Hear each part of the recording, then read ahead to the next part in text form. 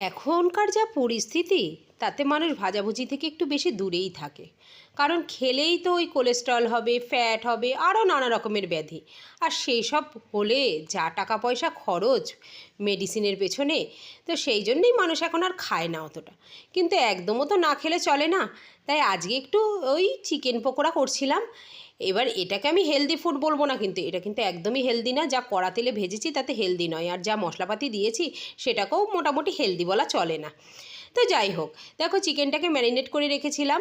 হলুদ গুঁড়ো, জিরে গুঁড়ো, ধনে গুঁড়ো, কাশ্মীরি রেড মির্চ, নুন, আদা রসুনের paste, soya sauce, tomato sauce, গোলমরিচের গুঁড়ো, সমস্ত কিছু দিয়ে টক দই দিয়ে ম্যারিনেট করে রেখে দিয়েছিলাম 1 ঘন্টা মতন ফ্রিজে।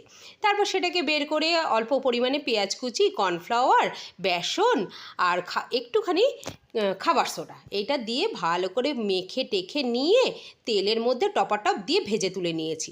আর দেখো, এক বাটি ভালোবাসা রেডি হয়ে গেছে।